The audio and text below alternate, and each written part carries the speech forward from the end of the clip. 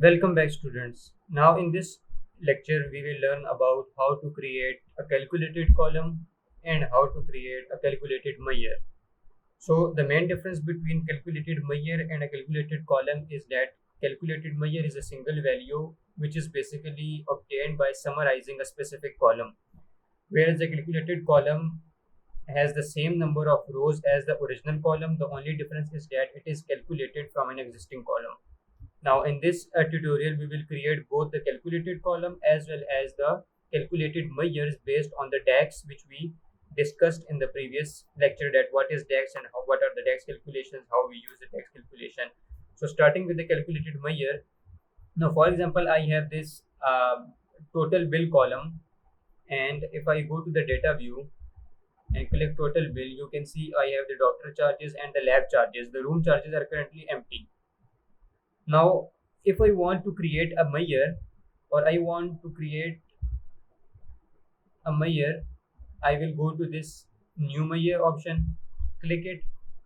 Once I click the new measure option, you can see I will specify the measure name. For example, I can say that the revenue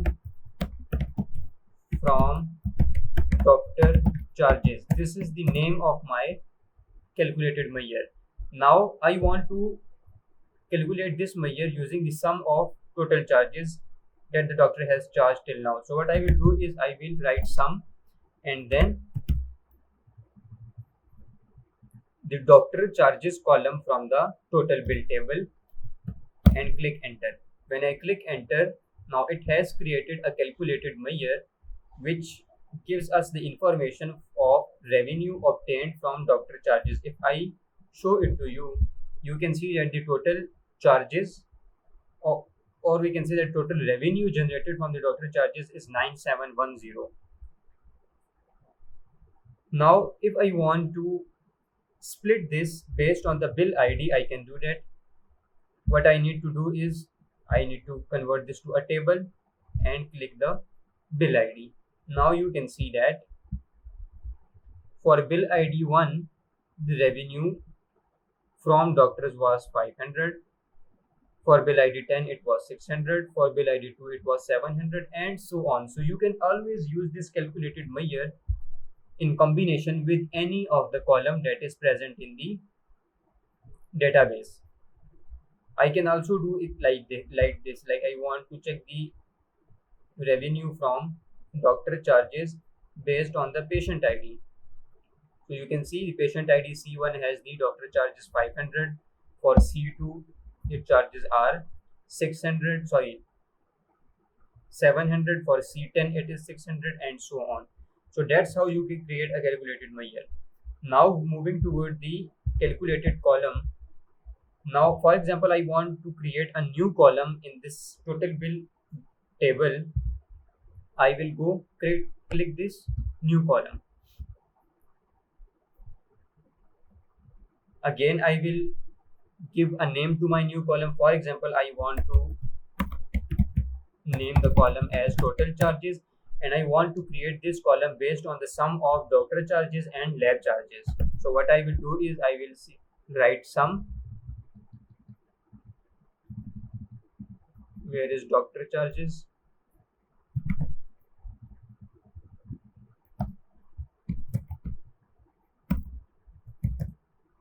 And lab charges. You see, it is giving me an error. This means we are making a syntax error here. So it will be, I think, like this.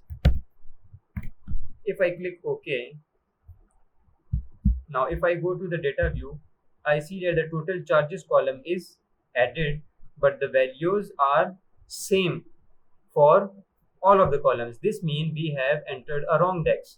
Now we will go back, click it, and I will remove this sum from it. It was done just for the purpose of demonstration, because I am adding it row by row in this case, not as a whole. So if I click enter and go back to the data view, you see it now returns the correct values: 500 plus 100, 600, 600 plus 200 equals 800, and so on. So this is the basic difference between how we calculate a calculated measure and how we calculate a calculated column.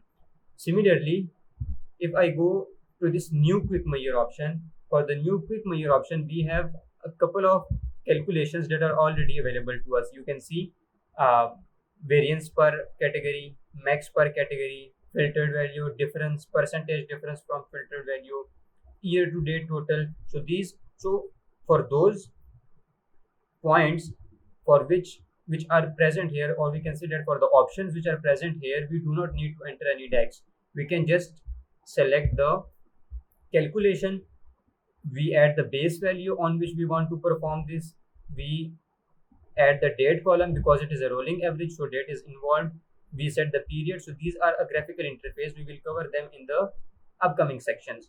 So that's how you create a quick measure or a calculated measure or a calculated column. This is all for this video. See you in the next video.